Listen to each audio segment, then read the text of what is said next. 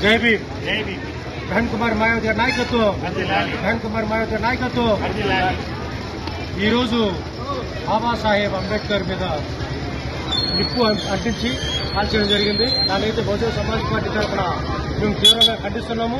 బాబా సాహెబ్ అంబేద్కర్ ఒకటే అన్నారు, ఏ జాతి అయితే రాజకీయ అధికారానికి దూరంగా ఉంటారో ఆ జాతుల మీద దాడులు జరుగుతాయని।